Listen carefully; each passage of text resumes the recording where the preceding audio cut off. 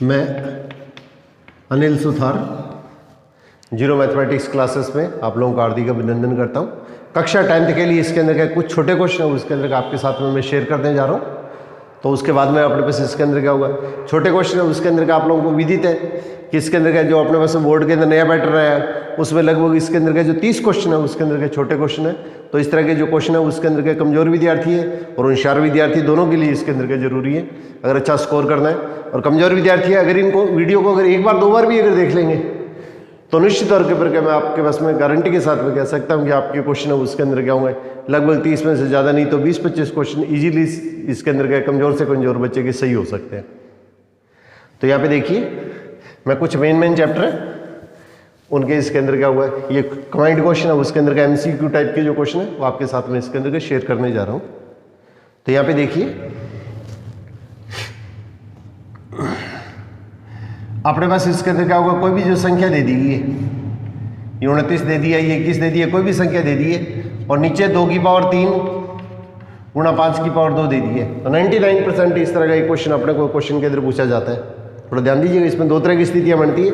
अब अपने पास इसके अंदर का ये वैल्यू आती है तो नीचे 2 या अपने पास इसके अंदर का 3 दे दिए, एक तो 2 की पावर दे दी है और एक इसके अंदर का हमारे पास इसके अंदर का 5 की पावर दे दी है। तो बटे में जो संख्या है उसमें सिर्फ 2 की पावर और 5 की पावर का अगर पद आता है, 2 की पावर या 5 की पावर का अगर अपने पास अगर पद आता है, इसके अलावा बटे में 2 और 5 की पावर, चाहे पावर कुछ भी हो, इसमें कोई टेंशन लेने की जरूरत नहीं है आपको।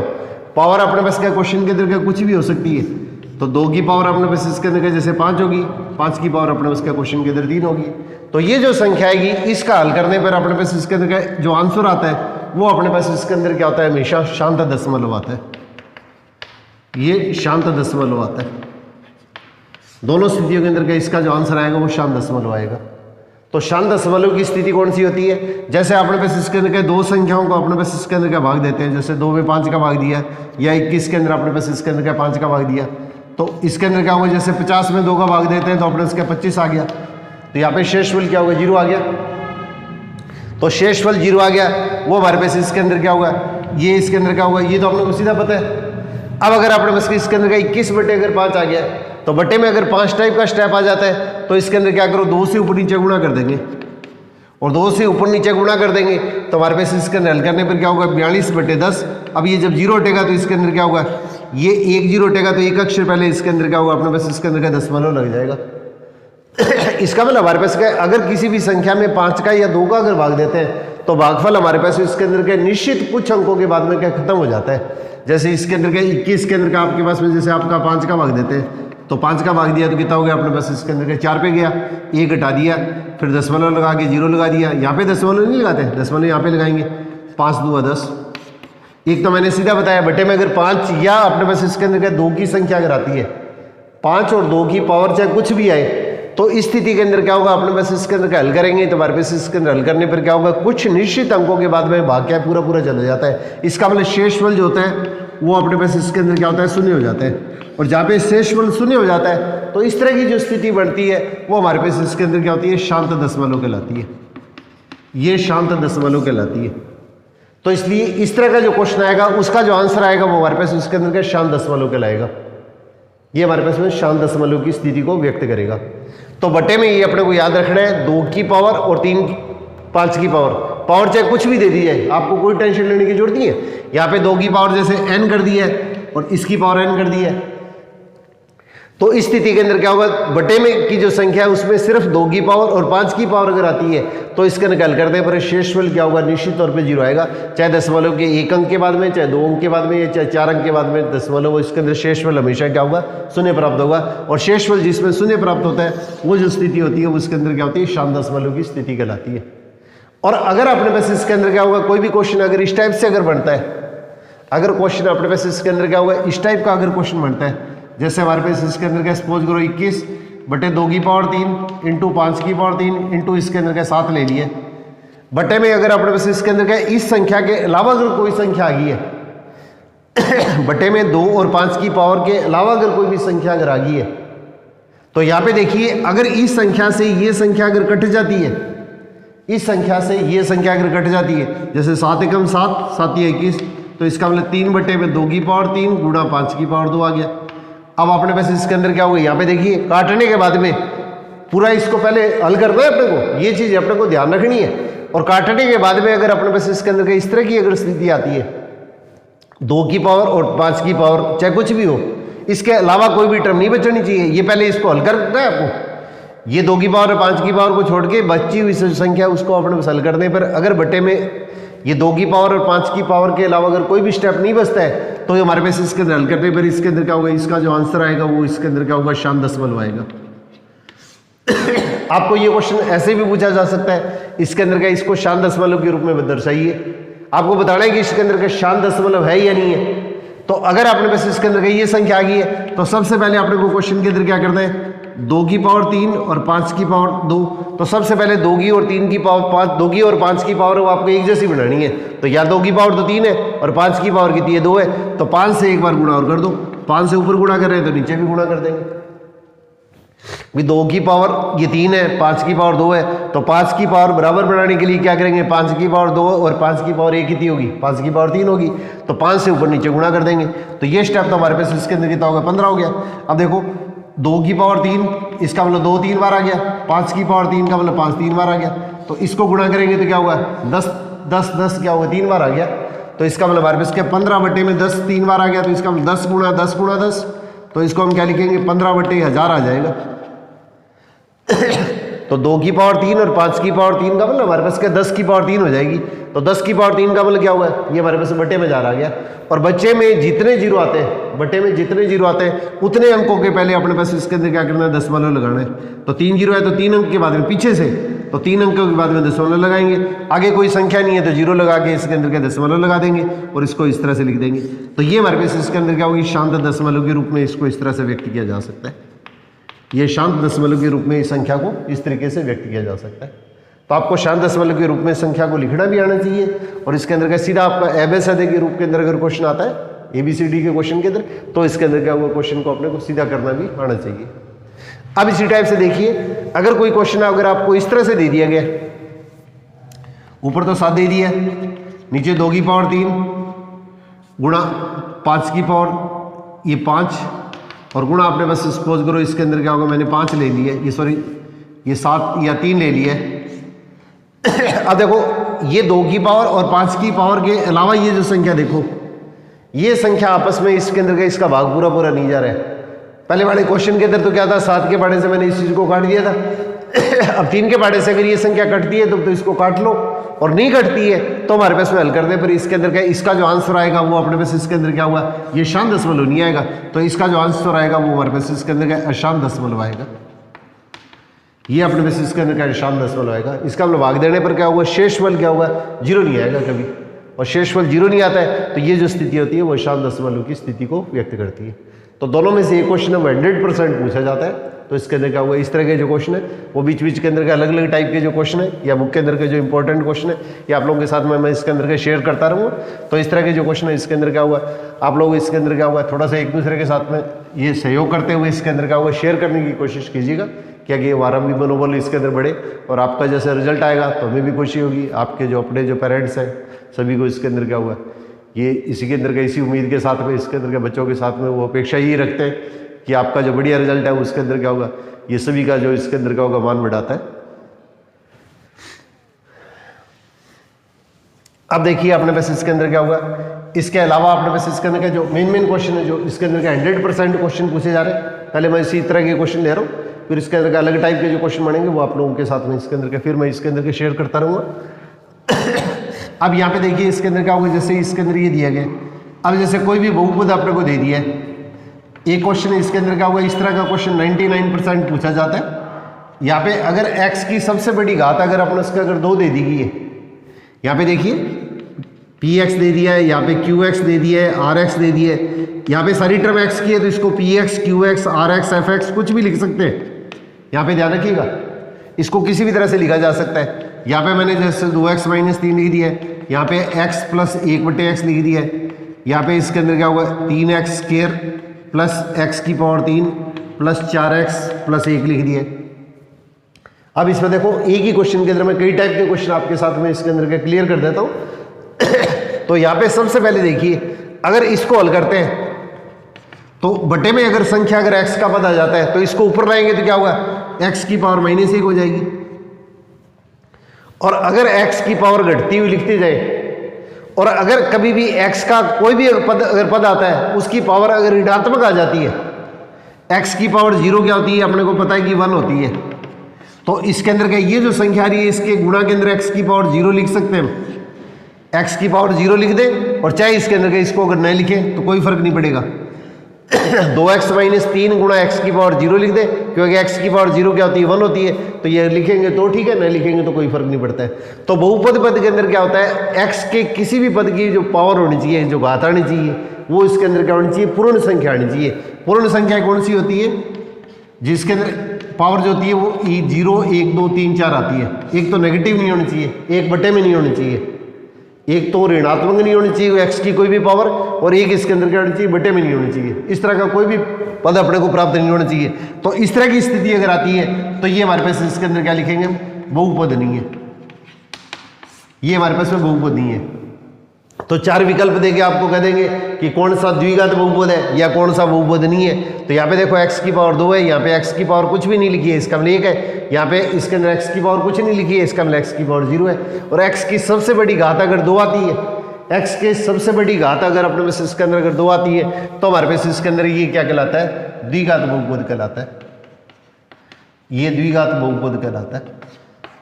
और x की सबसे बड़ी घात अगर 1 होती है तो ये इसके अंदर क्या कहलाता है, रेखिक बहुपद कहलाता है। और x की पावर अगर माइनस में आ गई है या px = x - x रूट आ गया, तो x रूट का मतलब क्या होगा, x की पावर 1/2। तो इसका मतलब हमारे पास ये जो पद होंगे, ये पद और ये जो पद होंगे वो इसके अंदर क्या बहुपद नहीं होंगे, ये बहुपद नहीं होंगे। और यहाँ पे x की सबसे बड़ी घात अगर 3 आ गई है तो इसको अपने पास इसके अंदर क्या कहते हैं, त्रिघात बहुपद कह देते हैं। ये त्रिघात बहुपद कहलाता था। तो आपको इसके अंदर क्या होगा, ये क्वेश्चन देके इसके अंदर ये भी पूछ सकते हैं कि द्विघात बहुपद कौन सा है या द्विघात बहुपद कौन सा नहीं है। तो जिसमें x की सबसे बड़ी घात 2 आएगी, x की सबसे बड़ी घात 2 आएगी, परंतु इसमें ये चीज ध्यान रखना, अगर आपको क्वेश्चन ये अगर ऐसे दे दिए x² - x का वर्गमूल दे दिया है, x का वर्गमूल दिया है, इसका मतलब x की पावर 1/2 है, इसका मतलब हमारे पास ये द्विघात बहुपद नहीं है। प्रत्येक पद में आपको ये देखना है कि x की जो पावर है उसमें x की पावर एक तो ऋणात्मक नहीं आनी चाहिए और एक इसके अंदर क्या पावर 1/2 1/3 वर्गमूल टाइप का पद नहीं आना चाहिए, वो द्विघात बहुपद नहीं होता है, वो हमारे पास क्या बहुपद नहीं होता है। और x की सबसे बड़ी घात अगर अपने से अगर 2 आ गई है तो वो क्या कहलाएगा, द्विघात बहुपद कहलाएगा। और x की सबसे बड़ी घात अगर 1 आ गई है तो वो रेखिक बहुपद कहलाएगा। x की सबसे बड़ी घात अपने से अगर 3 आ गई है तो इसके अंदर ये त्रिघात बहुपद को व्यक्त करता है। अब देखिए इसके अंदर का एक क्वेश्चन 99% जो आपको बता रहा हूं, ये क्वेश्चन इसके अंदर के पूछे जाएंगे। तो इसके अंदर क्या हुआ, ये छोटे छोटे क्वेश्चन है, ये अपने को थोड़ा सा स्पेशली ध्यान से करने। जैसे हमारे पास इसके अंदर क्या होगा, द्विघात बहुपद हो गया, तो ax² + bx + c दे दिया। तो सबसे पहले द्विघात बहुपद में x की जो सबसे बड़ी घात है वो क्या होनी चाहिए, 2 होनी चाहिए। और यहाँ पे x² के गुणा के अंदर जो मान है वो इसके अंदर क्या होना चाहिए, ये शर्त है कि इसके अंदर ये शून्य नहीं होना चाहिए, ये अपने पास इसके अंदर क्या शून्य के बराबर नहीं होना चाहिए। तो इसके अंदर x का क्या मान रखें कि अपने पास इसके अंदर ये मान 0 हो जाए। यहाँ पे x का मान अगर हम क्या रखें कि ये मान 0 हो जाए, तो अगर इस मान को 0 करके अगर हम हल करके x का मान निकालते हैं तो x का मान अगर अपने पास ये रखने पर अगर मान 0 आता है तो इसके अंदर c हमारे पास इसके अंदर क्या कहलाता है, ये जो द्विघात पद है उसका शून्य कहलाता है। ये भी मोस्ट इंपॉर्टेंट क्वेश्चन है।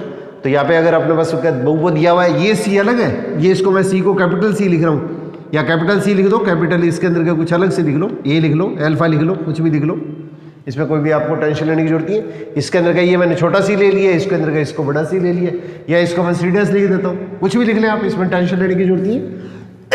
तो यहाँ पे इसके अंदर क्या होगा, या इसके अंदर क्या होगा, अपने पास इसके अंदर क्या, जैसे मैं m ले लेता हूँ, तो x की जगह अगर m लिखने पर ये पूरा मान 0 आ गया, तो m हमारे पास इसके अंदर का जो द्विघात बहुपद है, ये m जो है उसके अंदर का ये जो बहुपद px है उसका अपने पास इसके अंदर क्या होगा, 1 शून्य होगा, ये इसका इसके अंदर क्या होगा, 1 शून्य होगा। और x की सबसे बड़ी घात अगर 2 आ रही है तो इसके अंदर इसके शून्य कितने होंगे, 2 शून्य होंगे। x की सबसे बड़ी घात अगर 2 आ रही है तो इसके अंदर क्या इसके शून्यकों की संख्या क्या होगी 2 होगी। एक तो इसके अंदर क्या ये चीज़ अपने को याद रखनी है।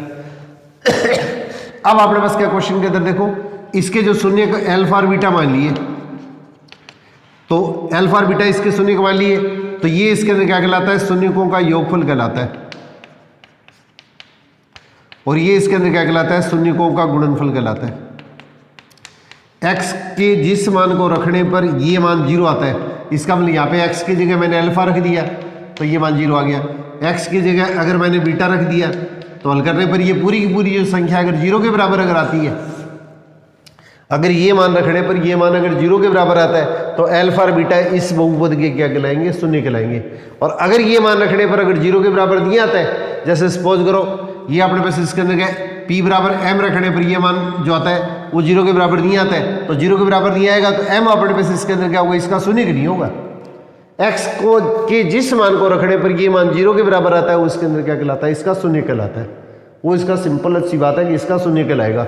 और अगर x के किसी मान को रखने पर अगर मान 0 के बराबर नहीं आता है, ये नॉट इक्वल टू 0 है, 0 के बराबर नहीं है, तो इसका मतलब हमारे पास में m है वो इसके अंदर का इस द्विघात बहुपद का शून्य नहीं होगा। अब इसमें देखिए दो इंपॉर्टेंट से जो रिजल्ट है वो अपने को थोड़ा सा आप ध्यान रखिएगा। तो शून्यकों का योगफल क्या होता है, x के गुणा में जो मान होता है ये तो x का गुणांक कहलाता है, x के गुणा में जो होता है वो तो x का गुणांक कहलाता है, और x स्क्वायर के गुणा में होता है वो x स्क्वायर का गुणांक कहलाता है। तो x के गुणांक में x स्क्वायर के गुणांक का भाग देके साथ में माइनस का निशान लगा लो, ये शून्यकों का योगफल का फॉर्मूला है।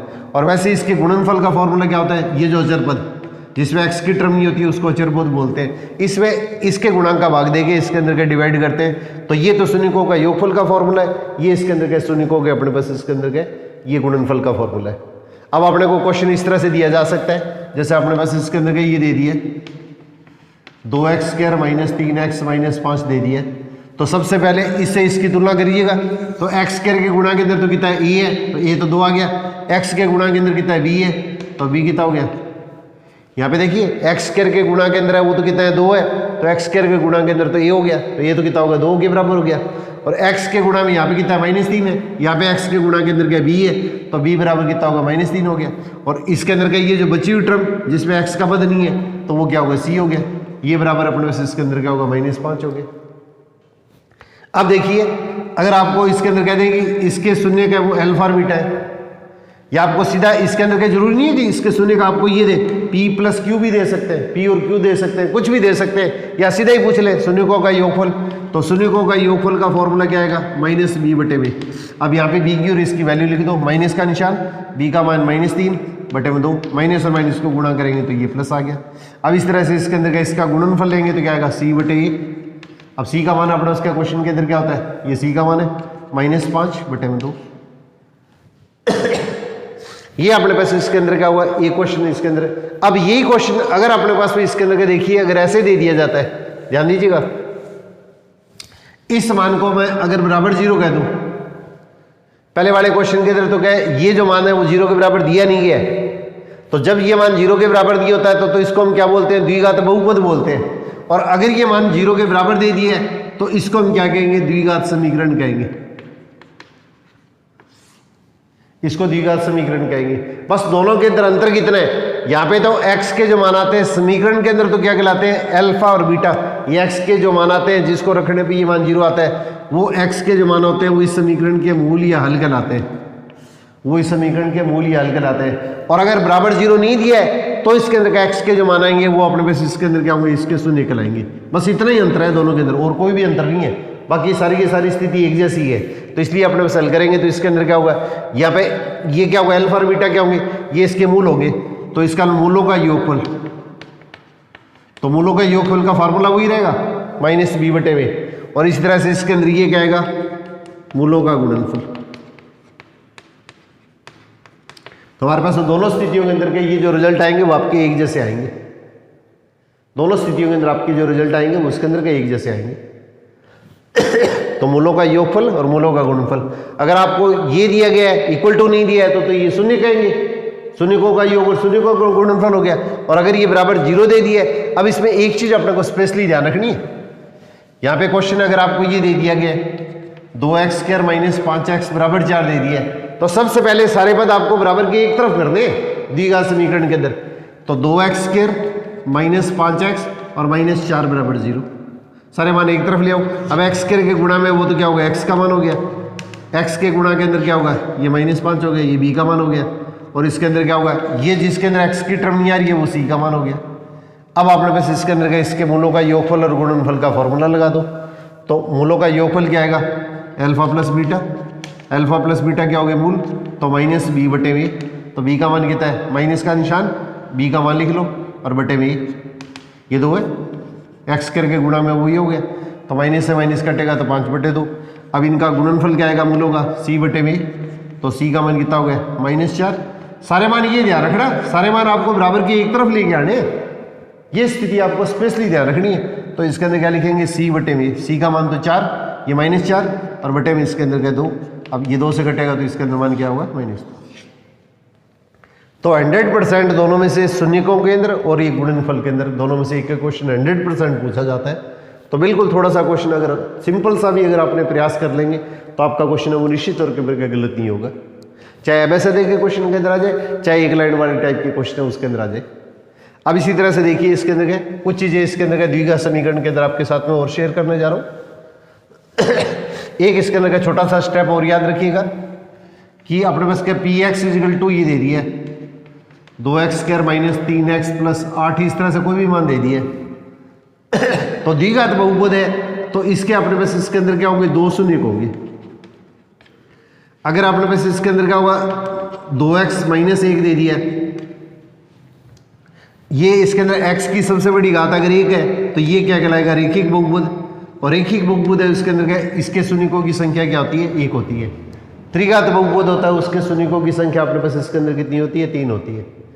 तो इसके अंदर क्या है, अपने पास इसके अंदर क्या अधिकतम अपने पास इसके अंदर क्या शून्यक 1 आएगा, इसके अंदर हमारे पास अधिकतम शून्यक वो अपने पास इसके अंदर 2 आएंगे। और एक इसके अंदर का छोटा सा क्वेश्चन इस तरह का अपने पास इसके अंदर का अपने एनसीईआरटी की बुक के अंदर और दे रखा है कि इस तरह का स्टेप और याद रखिएगा। अगर कोई भी बहुपद अगर अपने को दे दिया है, इसका ग्राफ खींच दिया है, तो ये x अक्ष को जितने बिंदु पे काटेगा उतने इसके शून्यकों की संख्या होती है। कोई भी जो ग्राफ है वो x अक्ष को, ये देखना है x अक्ष को काटना चाहिए, y अक्ष से मतलब नहीं है। x अक्ष को जितने बिंदु पे काटेगा वो इसके अंदर क्या कहलाता है, इसके शून्यकों की संख्या कहलाती है। ये इसके शून्यकों की संख्या कहलाती है। अब इसी टाइप से ग्राफ है वो इसके अंदर का अगर इस तरह से दे दिया है तो x अक्ष को देखना है कितने बिंदु पे काटता है, y अक्ष से मतलब नहीं है। तो x अक्ष को 1 बिंदु पे काटता है तो शून्यकों की संख्या इसके अंदर क्या होगी, ये अपने पास 1 आएगी। अब इस तरह से इसके अंदर क्या होगा, ग्राफ है वो अपने पास इसके अंदर अगर इस तरह से दे दिया तो x अक्ष को क्या होगा, 2 बिंदु पे काटेगा, इसका मतलब शून्यकों की संख्या क्या होगी, 2 होगी। अब इसी तरह से कोई ग्राफ आपको इस तरह से अगर खींच दिया गया, जैसे ग्राफ इस तरह से दे दिया या इस तरह से दे दिया, तो ये x अक्ष को किसी बिंदु पे नहीं काटता है, इसका मतलब इसके अंदर का कोई शून्यक नहीं होगा, इसका मतलब शून्यकों की संख्या क्या होगी, 0 होगी। इस तरह के छोटे छोटे प्रश्न वो इसके अंदर का अपने बुक के अंदर दे रखे, तो ऐसे क्वेश्चन भी इसके अंदर के पूछे जा सकते हैं।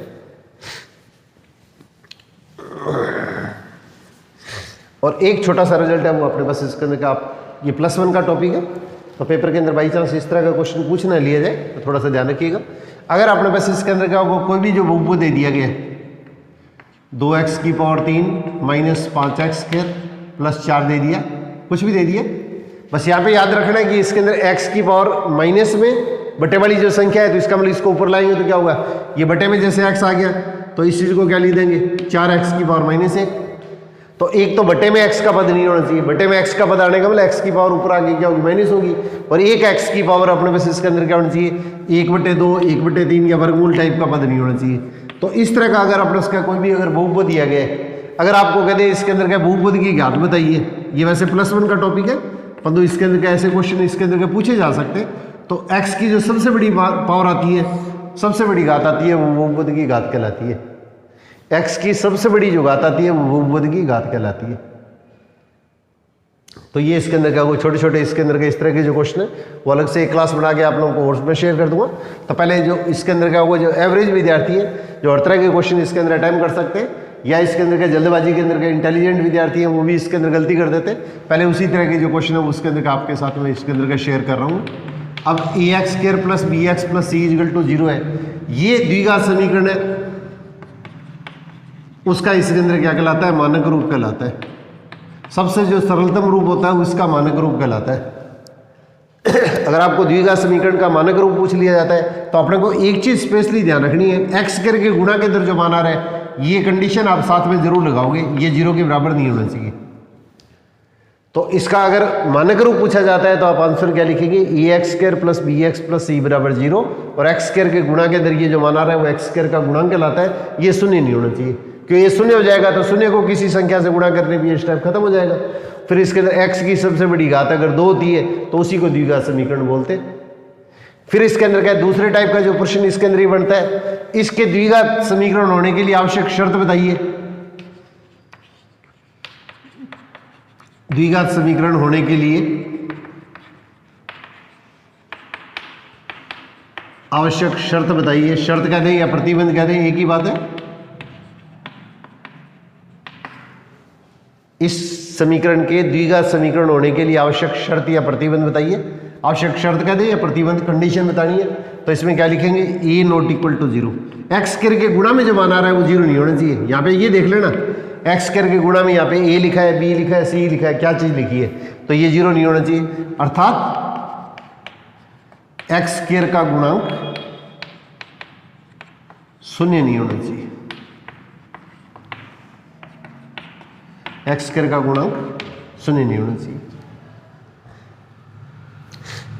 फिर इसके बाद में जो इंपॉर्टेंट क्वेश्चन जो बनता है वो अपने पास ये बनता है, A X square plus B X plus C बराबर 0 है। एक्स स्क्वायर के गुणा में ये मान है वो 0 नहीं होना चाहिए, ये तो शर्त ही है। अब इसके ज्ञात करने के लिए द्विघाती सूत्र कह दें, ये 99% आने वाला क्वेश्चन है। द्विघाती सूत्र कह दें या श्रीधराचार्य सूत्र कह दें, एक ही बात है। इसको एनसीईआरटी के अंदर नाम ये दे रखा है, पुरानी किताबों में इसको श्रीधराचार्य या श्रीधर आचार्य कुछ भी दे दे, इसका सूत्र लिखिए। तो x का मान ज्ञात करने के लिए सूत्र आता है -b plus minus B square minus 4ac, इसका वर्गमूल बटे में 2।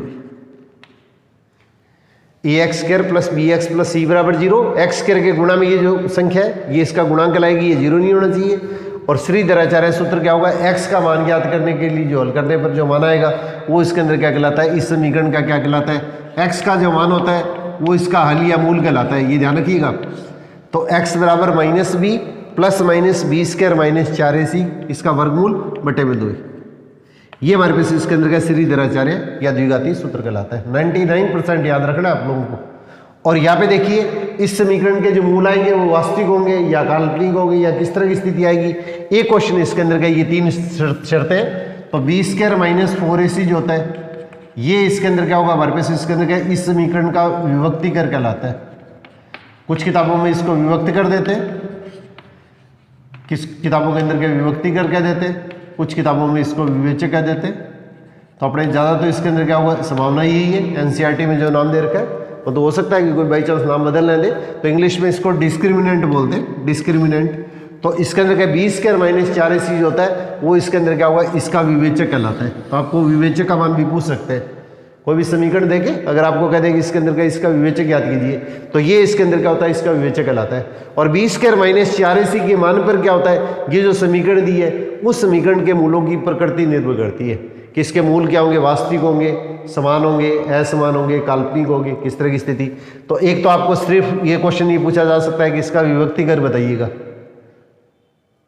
सबसे पहले तो आपने बस इसके अंदर का इसका विभक्ति कर पूछा जा सकता है। फिर इसमें 3 तरह की स्थितियां बनती है कि बी स्क्वायर माइनस 4ac का मान अगर 0 से बड़ा होता है, और दूसरी स्थिति आती है,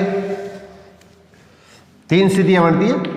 तो तीनों में से 99% एक क्वेश्चन आता है, एक 0 के बराबर होता है और एक बी स्क्वायर माइनस 4ac 0 से छोटा होता है। बी स्क्वायर माइनस 4ac, मैं भी आपको इसके अंदर क्या वो एक क्वेश्चन लेके बता दूंगा आपको, बी स्क्वायर माइनस 4ac का मान निकालेंगे किस तरह से। तो बी स्क्वायर माइनस 4ac का मान 0 से अगर बड़ा होता है तो ये जो समीकरण है, इस समीकरण के जो मूल आएंगे वो इसके अंदर क्या होंगे, वास्तविक एवं क्या होंगे, भिन्न होंगे। भिन्न या असमान एक ही बात है। बी स्क्वायर माइनस 4ac 0 से बड़ा होता है तो आपको सिंपल शर्त पूछेंगे और कोई चीज़ याद रखने की जरूरत नहीं है। और बी स्क्वायर माइनस 4ac अगर ये 0 से बड़ा होता है तो इस समीकरण के जो मूल होते हैं वो इसके अंदर वास्तविक के साथ में क्या होंगे, समान होंगे। और इसके अंदर क्या होगा, बी स्क्वायर माइनस 4ac का मान 0 से छोटा होता है, तो इस समीकरण के जो मूल आएंगे, x के जो मान होते हैं वो इसके मूल कहलाते हैं, ये इसके अंदर क्या काल्पनिक होंगे और इसके अंदर क्या होंगे, असमान होंगे। असमान का मतलब अलग अलग होंगे, x के 2 मान आएंगे वो इस समीकरण के क्या कहलाते हैं, मूल कहलाते हैं। तो बी स्क्वायर माइनस 4ac 0 से अगर बड़ा होता है तो मूल वास्तविक और समान होंगे, मूल और इसके अंदर मूल वास्तविक और अपने पास में असमान, असमान का मतलब भिन्न, और अगर 0 के बराबर आता है तो बी स्क्वायर माइनस 4ac इसके मूल क्या होंगे, वास्तविक और इसके अंदर क्या होंगे, समान होंगे। और अपने पास इसके अंदर क्या, बी स्क्वायर माइनस 4ac 0 से अगर छोटा होता है तो इसके मूल अपने पास इसके अंदर क्या होंगे, काल्पनिक और अपने पास इसके अंदर समान होंगे। अगर थोड़ा सा ज़्यादा मुश्किल अगर क्वेश्चन आ जाए तो अगर आपको ये कह दिया जाए कि मूल वास्तविक होने के लिए शर्त लिखिए, मूल वास्तविक कब होंगे, तो वास्तविक तो स्थिति में भी होते हैं और स्थिति में भी होते हैं। भाई स्थिति के अंदर तो क्या होते हैं, मूल समान नहीं होते x के मान, और स्थिति के अंदर के इसके अंदर x के मान क्या होते हैं, समान होते हैं। तो इसलिए हमारे पास इसके अंदर का ये जो प्रश्न आएगा इसके अंदर क्या होंगे, इसके मूल समान होने के लिए अगर वास्तविक पूछा जाता है तो 0 और 0 से बड़ा दोनों स्थितियाँ साथ में आती है, क्यों वास्तविक इसमें भी होते हैं और वास्तविक इसमें भी होते हैं। इसका बी स्क्वायर माइनस 4ac 0 और 0 से बड़ा होता है। ऐसा क्वेश्चन 99% आपके 10th में आना नहीं चाहिए, परंतु थोड़ा सा स्टैंडर्ड कंपटीशन टाइप का लेवल अगर बना दिया जाए तो इसके अंदर का थोड़ा सा याद रखना है। ज़्यादातर इसके अंदर यही पूछा जाता है कि मूल वास्तविक होने के लिए शर्त बताइए, या इसके अंदर बोर्ड के ब्लूप्रिंट में दे रखा है कि इसके मूल काल्पनिक कब होंगे, जब b square minus 4ac less than 0, या अगर ये कंडीशन दे दी है तो इसके अंदर क्या लिखेंगे, मूल क्या होंगे, काल्पनिक और असमान, असमान का मतलब भिन्न भिन्न होंगे। और ये अगर 0 के इक्वल आ गई तो इसके अंदर मूल क्या होंगे, वास्तविक और समान होंगे। अगर आप कहते हैं कि इस द्विघात समीकरण के मूल वास्तविक और समान कब होंगे, तो इसके अंदर शर्त क्या लिखोगे, बी स्क्वायर माइनस 4ac 0 के बराबर होगा। अगर आपको बी स्क्वायर माइनस 4ac 0 से बड़ा दे दिया है तो क्या लिखेंगे, मूल क्या होंगे, वास्तविक और इसके अंदर भिन्न भिन्न या असमान होंगे। और अगर आपको क्वेश्चन ऐसे दे दिया कि मूल वास्तविक और असमान कब होंगे, तो फिर आपको ये शर्त लिखनी है, बी स्क्वायर माइनस 4ac 0 से बड़ा होगा। अब देखिए इसके अंदर क्या, एक क्वेश्चन में छोटा सा क्वेश्चन और लेता हूँ, फिर आपको इसके अंदर क्या होगा, नेक्स्ट क्लास है उसके अंदर के छोटे छोटे टाइप के जो क्वेश्चन है आपके साथ में इसके अंदर का शेयर करूँगा। आप लोग भी इसके अंदर क्या होगा, थोड़ा सा इसके अंदर क्या होगा, ये मेहनत कीजिएगा तो इसके अंदर का, ताकि इसके अंदर का आपके बढ़िया रिजल्ट मिले। आपके स्कूल के अंदर भी जो इसके अंदर का ये सभी गुरुजनों का इसके अंदर मान बढ़े, आपके जो पेरेंट्स हैं उनका भी मान बढ़े, आपके जो अपने हैं उनका भी अपने पास इसके अंदर के थोड़ा सा अपने आप के ऊपर के गर्व महसूस कर पाए। तो आप लोग इससे ये सहयोग की मैं अपेक्षा करूँगा, और एक दूसरे के साथ में इसके अंदर क्या होगा, ये अपने पास इसके अंदर का शेयर भी कीजिए, ताकि हमारा भी इसके अंदर क्या होगा, ये थोड़ा बहुत इसके अंदर का इसमें मनोबल बढ़ता रहे। तो जितना भी आपका इसके अंदर क्या होगा, इसके अंदर का जितना अपने पास आपका रेस्पॉन्स मिलेगा, जितना इसके अंदर का होगा, उसी तरह से इसके अंदर का मैं ज़्यादा से ज़्यादा इसके अंदर का बढ़िया से बढ़िया क्वेश्चन बना के आपके साथ में शेयर करूँगा। मेरा प्रयास शुरू में भी मैंने बताया था आप लोगों का, मेरा प्रयास यही है कि इसके अंदर का आपका 1 नंबर भी घटना नहीं पाए। कोई जल्दबाजी के अंदर अगर आप कोई लापरवाही के अंदर या किसी भी मानवीय इसके अंदर क्या होगा, मानवता के कारण किसी के अंदर भूल हो जाए तो बात एक अलग होती है, अदरवाइज आपका क्वेश्चन के अंदर नंबर कटना नहीं चाहिए। जिस तरह से सिलेबस है उसके अंदर का जो अपने पास इसके अंदर का डिलीट हुआ है, हट गया 30% कोविड-19 के कारण, जो पेपरों के कारण, तो इस कारण से इसके अंदर का जो टफ चैप्टर है वो सारे के सारे आपके हट गए। इसलिए अपने पास इसके अंदर का अपना मनोबल है उसके अंदर का आप इसको कमज़ोर मत होने दीजिएगा, और अपने पास इसके अंदर का आपके जो कमज़ोर साथी है उनका भी थोड़ा सहयोग कीजिए, ताकि आपका भी कॉन्फिडेंस है उसके अंदर का बढ़िया बढ़े, और इसके अंदर का उन जो कमज़ोर विद्यार्थियों का अपने पास इसके अंदर का जो दुआएं हैं वो भी आपके इसके अंदर का काम आए। अब देखिए 3x² माइनस 4√3x और माइनस 2 बराबर 0 समीकरण दे दिए। अब आपको कहते हैं कि इसके अंदर क्या होगा, इसका विवेचक बताइए। तो a बराबर कितना हो गया, x के गुणा में तो कितना है, 3 है, x के गुणा के अंदर कितना है, साथ में साइन जरूर लगाना है, बस ये ध्यान रखना है, निशान जो होता है वो जरूर लगाना है। और c इसके अंदर कितना हो गया, अपने पास इसके अंदर क्या -2 हो गया। और बी स्क्वायर माइनस 4ac क्या कहलाता है, इसका विभक्तिकर या विवेचक कहलाता है, विवेचक या विभक्तिकर कुछ भी कह दीजिएगा। तो माइनस पहले इसका मान लिखिएगा, -4a और c। अगर ये मान अपने पास इसके अंदर अगर माइनस में आता है ना तो ब्रैकेट डाल दीजिए करो। तो माइनस का वर्ग अपने को पता है प्लस होता है, 4 का वर्ग तो 16 और √3 का वर्ग 3। अब माइनस का माइनस से गुणा कितना हो गया, प्लस हो गया। अब 4 को इसके अंदर क्या होगा, इससे गुणा करेंगे, तो 4 को इससे गुणा करेंगे तो इसके अंदर कितना होगा, 4 को 3 से गुणा किया तो 12, 12 को 2 से गुणा किया 24। अब 16 को 3 से गुणा किया तो कितना होगा, 48, 48 + 24। अब 48 में 24 जोड़ दीजिएगा, 48 में 24 जोड़ देंगे तो हमारे पास इसके अंदर कितना होगा, अपने पास इसके अंदर क्या होगा, ये जो आंसर है वो इसके अंदर क्या होगा, ये 17 आ जाएगा, नहीं 72 आ जाएगा, सॉरी, ये आपके पास में आंसर है वो उसके अंदर के 72 आ जाएगा। तो आपके पास में इसके अंदर का मान किसी भी टाइप से पूछा जा सकता है। इसके अंदर का होगा ABC का मान इस सूत्र में रख दीजिएगा, B² - 4AC का मान लेके इसके अंदर का इसको हल करेंगे तो हमारे पास में आपका आंसर आ जाएगा। तो इस तरह की जो क्लास है वो इसके अंदर का मैंने जो लिए, इसमें 3 छोटे छोटे क्वेश्चन आपके साथ में आज और मैं शेयर कर देता हूँ, क्योंकि ये इंपॉर्टेंट क्वेश्चन है, क्योंकि इनके क्वेश्चनों की लगभग इसके अंदर आने की संभावना वो 99% है। तो इस तरह के 2-2, 3-3 क्वेश्चन बनते हैं, उनमें से एक क्वेश्चन निश्चित तौर के ऊपर पूछा जाता है। पहले भी मैंने इसके अंदर का ये इस तरह की जो वीडियो बनाई है, तो इसके अंदर क्या हुआ, तो बार बार इसके अंदर क्या हुआ, थोड़ा सा मैं आप लोगों का इसके अंदर का रिवीजन कराने की कोशिश कर रहा हूँ। अगर आप थोड़ा सा भी अगर रेस्पॉन्स दें तो मैं इसके अंदर का डेली इसके अंदर क्या होगा, ये 20-20, 21-21, 25-25 क्वेश्चन, छोटे क्वेश्चन, 1-2 बड़े क्वेश्चन बना के आपके साथ में शेयर करता जाऊँ। तो इसके अंदर क्या होगा, ये अगर आपका थोड़ा सा रेस्पॉन्स मेरे को मिलेगा तो निश्चित तौर के ऊपर क्या होगा, अपने पास इसके अंदर का मैं थोड़ा सा इसके अंदर क्या होगा, ये इसके अंदर का पेन लेने के लिए तैयार हूँ। तो आप लोगों का रेस्पॉन्स नहीं मिलता है तो फिर हमारा भी इसके अंदर का मनोबल है उसके अंदर का थोड़ा डाउन होता है। अब देखिए ये 2 समीकरण दे दिए, यहाँ पे x और y की पावर 1 है, तो इसमें 3 तरह की स्थितियां बनती है। आप लोगों को मैंने बताया था, एक स्थिति तो होती है कि 2 रेखाएं आपस में समानांतर होती है, दूसरी स्थिति हमारे पास में होती है कि रेखाएं एक दूसरे को काटती हैं, और तीसरी स्थिति होती है कि दोनों रेखाएं जो होती है वो एक दूसरे के ऊपर आती हैं, दोनों स्थितियां एक दूसरे के ऊपर आती हैं। तो जब ये स्थिति आती है तो इसके अंदर क्या होगा, रेखाएं आपस में एक दूसरे की क्या होती है, समानांतर होती है, दोनों रेखाएं समानांतर होगी। यहाँ पे दोनों रेखाएं एक दूसरे को काटती हैं, तो इसके अंदर का ये रेखाएं क्या होगी, प्रतिच्छेदी रेखाएं होगी, ये प्रतिच्छेदी रेखाएं होगी। और यहाँ पे दोनों रेखाएं उसके अंदर का एक दूसरे के ऊपर आती है तो इनको संपाती रेखाएं बोलते हैं। ये रेखाएं अपने पास इसके अंदर क्या होंगी, संपाती होंगी। तो इसके लिए तो शर्त क्या होती है, x के गुणा में जो वैल्यू है, सारे मान पहले तो आपको एक तरफ लेके आने हैं, ये ध्यान रखना है। x के गुणा में जो मान आ रहे हैं उनको आपस में डिवाइड कर दो, भाग दे दो। ऐसे y के गुणा के अंदर जो मान आ रहे हैं उनको आपस में भाग दे दो, और फिर इसके अंदर क्या होगा, जिसमें x की टर्म नहीं है उनको आपस में भाग दे दो। सारी टर्म आपके बराबर की एक तरफ होनी चाहिए। x वाली जो गुणा के अंदर वैल्यू आ रही है उनको आपस में भाग देना है, y के गुणा के अंदर जो वैल्यू आ रही है उसको आपस में भाग देना है, और इसको आपस में भाग देना है। ये दोनों मान तो बराबर हो, और ये जो अचर पद वाला मान है वो बराबर नहीं होना चाहिए। तो ये इसके लिए क्या होती है, आवश्यक शर्त होती है। 2 रेखाएं आपस में समानांतर कब होगी, तो इसके अंदर जब ये शर्त लागू होगी, और जब ये शर्त लागू होती है तो इसके अंदर क्या होगा, इसका कोई भी हल विद्यमान नहीं होता है, इन समीकरणों का कोई हल विद्यमान नहीं होगा। तो कोई हल विद्यमान नहीं होने के लिए अगर आपको शर्त पूछे तो ये स्थिति लिखोगे आप, या 2 रेखाएं समानांतर होने के लिए शर्त बताइएगा तो इसके अंदर का ये शर्त लिखेंगे। अब आपने पास इसके अंदर का 2 रेखाएं अगर आपस में प्रतिच्छेद करती है तो इसके लिए शर्त क्या होती है, x के गुणा में जो मान है x के गुणांक, और y के गुणा में जो मान है उनके गुणांक, निशान साथ में लेना है, और ये दोनों को जो डिवाइड करते हैं तो ये मान बराबर नहीं आना चाहिए। तो ये स्थिति आती है तो दोनों रेखाएं एक दूसरे को प्रतिच्छेदी करती है, प्रतिच्छेद कर देंगे हम, काटती है, और जब काटती है तो इसके अंदर क्या होगा, इसके अंदर इसका जो हल आता है वो क्या कहलाता है, इसका अद्वितीय हल कहलाता है। अद्वितीय का एक और केवल एक हल, तो एक और केवल एक हल होने की स्थिति के अंदर क्या होगा, इसमें तो कोई भी हल विद्यमान नहीं होगा, और इसमें हलों की संख्या अगर पूछेंगे तो हलों की संख्या क्या आएगी, 1 आएगी। इस संख्या के अंदर क्या होगी, हलों की संख्या अपने पास इसके अंदर क्या आएगी, 1 आएगी। ये स्थिति कब बनती है, जब x के गुणा में और y के गुणा में जो मान आते हैं उनको डिवाइड कर दो, भाग दे दो, और ये दोनों का जो भाग देने पर जो मान आता है वो इसका अनुपात कहलाता है, ये आपस में बराबर नहीं हो। और तीसरी स्थिति क्या होगी, ये स्थिति क्या, दोनों रेखाएं संपाती कब होती है, जब दोनों रेखाएं एक दूसरे के ऊपर होती है। तो दोनों रेखाएं जब एक दूसरे के ऊपर होती है तो यहाँ पे शर्त क्या बनती है, x के गुणा में, y के गुणा में, और इसके अंदर का ये जो अचर पद है, बस ये याद रखना है, कांस्टेंट सारे मान आपके एक तरफ होने चाहिए।